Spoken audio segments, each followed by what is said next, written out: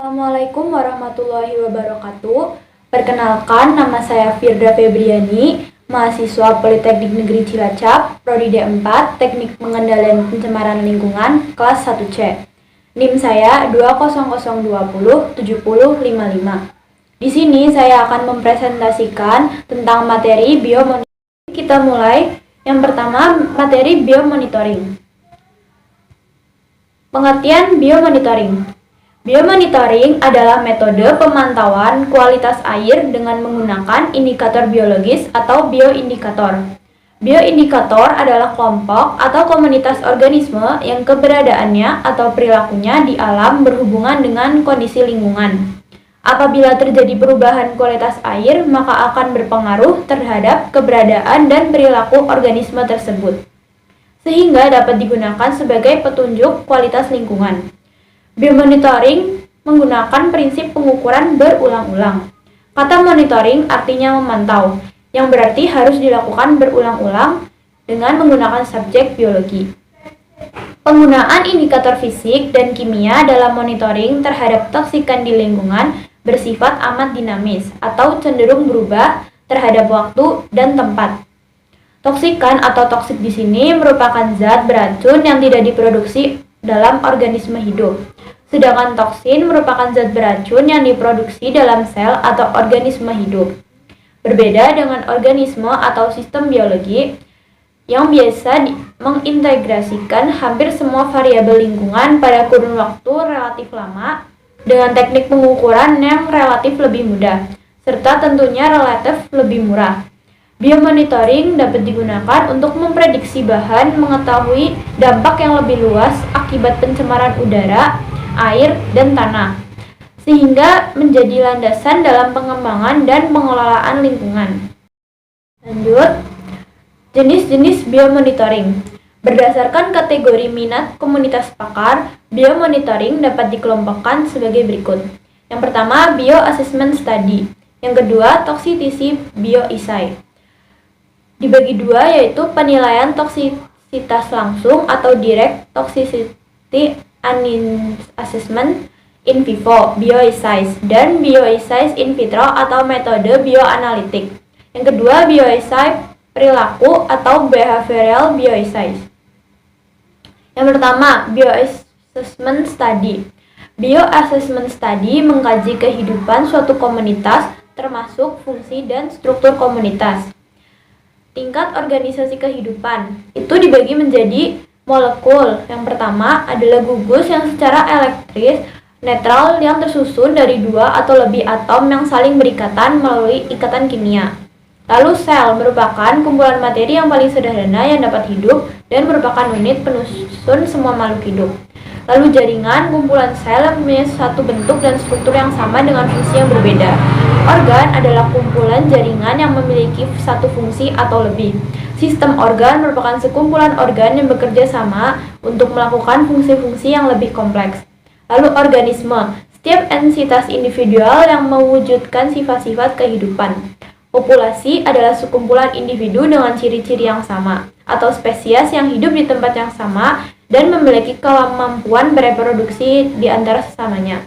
Lalu komunitas, kelompok sosial dari beberapa organisme yang berbagi lingkungan, umumnya memiliki keterikatan dan habitat yang sama. Lalu ekosistem adalah suatu sistem ekologi yang terbentuk oleh hubungan timbal balik tak terpisahkan antara makhluk hidup dengan lingkungannya. Yang terakhir ada bioma, adalah wilayah yang memiliki sifat geografis atau iklim yang sama, yang meliputi komunitas tumbuhan, hewan, organisme tanah, bakteri, dan virus. Menurut Zigo et al. 2006, bioassessment mengacu pada proses mengevaluasi integritas ekologi baik lingkungan darat maupun lingkungan akuatik dengan mengukur karakteristik organisme atau kumpulan organisme yang menghuni lingkungan tersebut. Untuk lingkungan akuatik, bioassessment mengacu pada penilaian integritas ekologi dari badan air dengan mengukur atribut dari organisme yang menghuni perairan tersebut. Kumpulan umum organisme yang digunakan dalam bioassessment yaitu ikan, makroinvertebrata, dan alga. Selain itu, populasi spesies tunggal atau sentinel juga digunakan sebagai indikator biologis dan integritas ekologi. Bioassessment study ini berperan dalam restorasi dengan memungkinkan ahli, biologi, dan regulator atau pengambil kebijakan untuk mengidentifikasi sistem akuatik yang membutuhkan pemulihan. Yang kedua ada toxicity bioassays. Toxicity bioassays adalah melakukan kegiatan pengujian di laboratorium dan menganalisis dampak polutan terhadap bentuk-bentuk kehidupan seperti tumbuhan dan hewan. Tujuan pengujian toksitas adalah untuk menentukan apakah suatu senyawa atau sampel air memiliki potensi untuk menjadi racun bagi organisme biologis dan jika demikian sejauh mana dampak tersebut. Toksitas dapat dievaluasi di seluruh organisme atau in vivo dan menggunakan molekul atau sel atau in vitro. In vivo merupakan pengujian toksitas secara konvensional bergantung pada penilaian toksitas langsung pada organisme tersebut. Sedangkan in vitro merupakan syarat yang diperlukan untuk melihat toksitas.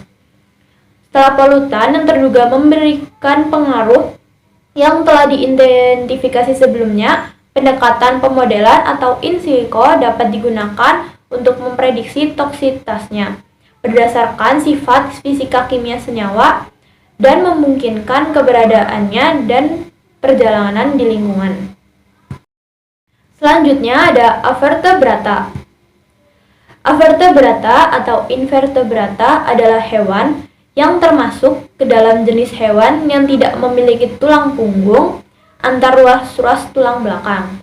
Berdasarkan keadaan rangka tubuh atau tulang belakang atau vertebrata, biota perikanan dapat dibagi menjadi dua kelompok besar, yaitu invertebrata dan vertebrata. Invertebrata terdiri dari filum Annelida, Arthropoda, Coelenterata, Echinodermata, Mollusca, Porifera, Platyhelminthes, dan Nemathelminthes. Sedangkan vertebrata dibagi menjadi kelas, yaitu kelas Chondrichthyes, Oxychthyes, Agnatha. Lalu ada kelas reptil, Aves, Mamalia, atau Tetrapoda. Lalu ada yang pertama ada Annelida. Berasal dari bahasa Yunani yaitu annulus, berarti gelang atau segmen. Jadi Annelida merupakan cacing yang tubuhnya bersegmen-segmen. Arthropoda berasal dari kata arthos yang berarti sendi atau ruas. Berarti arthropoda adalah hewan yang memiliki kaki bersendi atau beruas. Lalu ke Coelenterata, berasal dari bahasa Yunani di mana koilos berarti rongga. Jadi Coelenterata adalah hewan yang berongga. Di sini kita bisa lihat contohnya seperti ubur-ubur. Lalu ada Echinodermata, berasal dari bahasa Yunani. Echinos berarti duri. Echinodermata adalah hewan yang memiliki duri atau kulit. Lalu lanjut ada Porifera, berasal dari kata porus yaitu lubang-lubang kecil dan vera berarti mengandung. Jadi Porifera merupakan hewan yang memiliki pori-pori. Di sini contohnya seperti terumbu karang. Mollusca berasal dari bahasa Latin yaitu molus yang berarti lunak. Mollusca berarti hewan yang bertubuh lunak. Lalu ada Platyhelminthes, merupakan kelompok cacing yang berbentuk pipih. Di sini merupakan cacing yang struktur tubuhnya paling sederhana dibandingkan cacing lainnya. Lalu yang terakhir ada Nemathelminthes, berasal dari bahasa Yunani, nematos yang berarti benang, dan helminthes berarti cacing. Di sini kita bisa lihat contohnya ditemukan hampir di semua tempat, di darat, air, tawar, laut, kebanyakan adalah parasit. Lalu ada kelas Chondrichthyes, Oxychthyes, Agnatha. Chondrichthyes merupakan ikan bertulang lawan, adalah ikan berahang dan rangka yang terdiri atas tulang rawan, bukan tulang sejati. Oxychthyes adalah ikan bertulang sejati, biasa hidup di laut, rawa-rawa, atau air tawar. Agnatha merupakan hewan yang tidak berahang. Lalu ada kelas reptil, Aves, Mamalia, atau Tetrapoda. Reptil merupakan hewan vertebrata berdarah dingin dan bersisik. Aves merupakan hewan vertebrata yang dimana seluruh tubuhnya ditutupi oleh bulu. Mamalia merupakan kelompok hewan vertebrata yang menyusui, memiliki rambut, dan berdarah panas atau endoterm. Lalu perikanan berdasarkan sifat-sifat cara hidupnya. Plankton merupakan organisme kecil yang melayang di dalam air. Dibedakan menjadi fitoplankton yaitu tumbuhan dan zooplankton atau hewan. Nekton, organisme yang dapat bergerak bebas. Neuston, organisme kecil yang berenang di permukaan air. Perifton, organisme yang menempel atau merayap pada organisme atau benda lain yang menyembul ke permukaan air. Bentos, organisme yang hidup merayap atau melekat di dasar perairan. Selanjutnya, ada ekosistem air tawar atau lotik dan lentik, dan ekosistem air laut atau estuari, interdal, neritik, dan oseanik. Ekosistem antara komunitas dan lingkungannya selalu terjadi interaksi. Interaksi ini menciptakan kesatuan ekologi yang biasa disebut dengan ekosistem. Penyusun ekosistem adalah produsen, yaitu tumbuhan hijau, dan konsumennya seperti herbivora, karnivora, dan omnivora, dan dekompos atau pengurainya, yaitu mikroorganisme. Ekosistem adalah suatu sistem di alam di mana di dalamnya terjadi hubungan timbal balik antara organisme yang satu dengan organisme lainnya, maupun dengan kondisi lingkungannya. Ekosistem ini terdiri dari komponen biotik dan abiotik. Yang pertama, komponen biotik. Biotik adalah makhluk hidup. Lingkungan biotik suatu makhluk hidup adalah seluruh makhluk hidup, baik dari spesiesnya sendiri maupun dari spesies yang berbeda, yang hidup di tempat yang sama.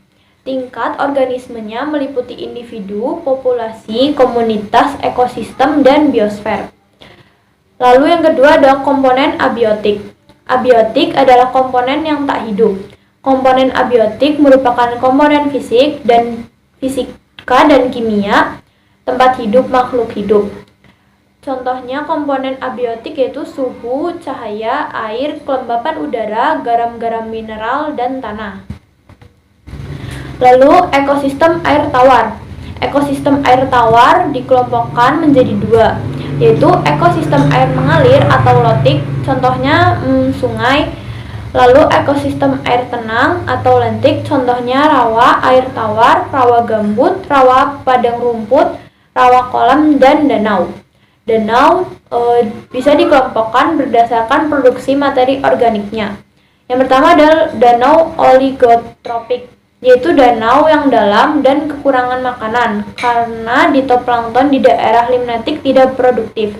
Ciri-cirinya airnya sangat jernih, dihuni oleh sedikit organisme, dan di dasar air banyak terdapat oksigen sepanjang tahun. Lalu ada danau eutropik, yaitu danau yang dangkal dan kaya akan kandungan makanan karena fitoplankton sangat produktif. Ciri-cirinya yaitu airnya keruh, terdapat bermacam-macam organisme, dan oksigen berada di daerah profundal. Ekosistem danau dan kolam terdiri dari 4 wilayah horizontal. Yang pertama ada daerah litoral, merupakan daerah dangkal. Cahaya matahari menembus dengan optimal. Air hangat berdekatan dengan tepi. Tumbuhannya merupakan tumbuhan air yang berakar dan daunnya mencuat ke permukaan air. Lalu ada daerah limnetik, merupakan daerah air bebas yang jauh dari tepi dan masih dapat ditembus oleh sinar matahari. Daerah ini biasanya dihuni oleh berbagai fitoplankton termasuk ganggang dan sianobakteri. Lalu yang ketiga ada daerah profundal, merupakan daerah yang dalam, yaitu daerah afotik danau. Mikroba dan organisme lain menggunakan oksigen untuk respirasi seluler. Setelah mendekomposisi detritus yang jatuh dari daerah limnetik. Daerah ini dihuni oleh mikroba dan cacing. Yang terakhir ada daerah bentik, merupakan daerah dasar danau tempat terdapatnya bentos dan sisa-sisa organisme mati. Total air terbagi menjadi dua bagian, yaitu air laut dan air tawar. Presentase air laut sekitar 97,61%, sedangkan presentase air tawar yaitu sekitar 2,39%. Air laut terbagi lagi menjadi 3, yaitu air tawar 79%, air tanah 20%, dan air permukaan sebesar 1%. Air permukaan dibagi lagi menjadi beberapa bagian, yaitu air danau sebanyak 52%, air sungai 1%, uap air 8%, kelembapan tanah 38%, dan air dalam makhluk hidup yaitu 1%. Green water adalah bagian dari air yang sesaat setelah permukaan bumi akan menguap dan kembali naik ke angkasa menjadi bagian dinamis dari daur hidrologi. Jumlahnya dapat mencapai 65% dari seluruh ketersediaan air di bumi. Blue water adalah sisa air yang menjadi bagian keseharian dari kehidupan manusia. Jumlahnya mencapai 35%. Lalu ada ekosistem air laut. Ekosistem air laut dibedakan menjadi 4, yaitu yang pertama estuari atau muara, mempunyai air yang dangkal sehingga dapat tertembus cahaya matahari dan tempat bersatunya sungai dengan laut. Yang kedua ada zona interdal atau pantai, letaknya berbatasan dengan ekosistem darat, laut, dan daerah pasang surut. Pantai juga dipengaruhi oleh siklus harian yaitu pasang surut. Yang ketiga zona neritik, bagian tepi benua atau pulau memanjang sampai ke dalam laut hingga jarak tertentu. Namun masih bisa ditembus cahaya matahari sehingga fotosintesis masih bisa berlangsung. Yang terakhir ada zona laut terbuka atau oceanic, merupakan penetrasi cahaya hanya sampai beberapa ratus meter saja. Habitat oceanic ditandai dengan adanya salinitas atau kadar garam yang tinggi. Terakhir ada biomarker. Biomarker adalah tanda-tanda terpapar, terkena, berefek atau kerentanan yang lebih awal tentang kemungkinan kondisi yang buruk. Secara sempit, biomarker didefinisikan sebagai respon biologis terhadap bahan kimia atau sekelompok agen kimia. Tetapi keberadaan agen atau metabolitnya dalam tubuh tidak ditemukan. Sedangkan pengertian biomarker secara luas adalah penggunaan semua jenis parameter indikatif dan terdiri dari suborganisme, spesies bioindikator, spesies biomonitor, spesies sentinel, dan indikator ekologi. Misalnya keanekaragaman spesies. Biomarker diklasifikasikan menjadi 3 berdasarkan penggunaannya atau konteks spesifik di mana uji tersebut digunakan. Yang pertama ada biomarker paparan atau biomarker of exposure. Digunakan untuk memprediksi dosis yang diterima oleh individu yang dapat dikaitkan dengan perubahan yang menghasilkan status penyakit. Yang kedua ada biomarker efek atau biomarker of effect, yaitu perubahan struktur dalam suatu organisme yang dapat diartikan dengan gangguan kesehatan atau penyakit yang potensial. Yang ketiga ada biomarker kerentanan atau biomarker of susceptibility, adalah penanda kemampuan untuk menanggapi tantangan paparan bahan kimia secara negatif. Lalu ada metallothioneins atau MTS, yaitu logam berat yang beracun, kaya sistein, dan bersifat protein sitosolik. Tingkat konsentrasi MTS dapat berkolerasi dengan akumulasi fraksi ion logam beracun seperti tembaga atau kadmium dalam jaringan hewan. Lalu MTS ini yaitu logam berat yang beracun dapat berkolerasi dengan akumulasi fraksi ion logam beracun seperti tembaga atau kadmium dalam jaringan hewan. Lalu ada maloniadaldehyde, yaitu produk peroksida lipid karena produksi oksiradikal yang berlebihan dalam sel setelah paparan kontaminan atau stres akibat kondisi alam. Lalu ada glikogen, merupakan bahan bakar untuk berbagai proses metabolisme dan fisiologis. Lalu ada acetychlorinase atau ACE, adalah enzim yang penting untuk transmisi impuls saraf yang tepat. Metrik biologi atau biomonitoring tersedia dalam berbagai jenis media biologi atau metrik, seperti urin, darah, udara, air liur, keringat, air mani, dan beberapa jaringan. Matriks yang tepat tergantung pada jenis biomarker. paparan, efek, kerentanan, dan jenis kimia. Sampel biologis terpenting adalah urin, darah, dan terkadang udara yang kita hembuskan. Ektoksikologi adalah disiplin yang relatif baru dan pertama kali didefinisikan oleh Rentruhaut pada 1969. Konsep ini mencoba menggabungkan dua istilah yang berbeda, yaitu ekologi dan toksikologi. Dalam toksikologi, organisme menetapkan atas penyelidikan. Dalam eksotologi, bertujuan untuk menilai dampak bahan kimia tidak hanya pada individu, tetapi juga pada populasi dan seluruh ekosistem.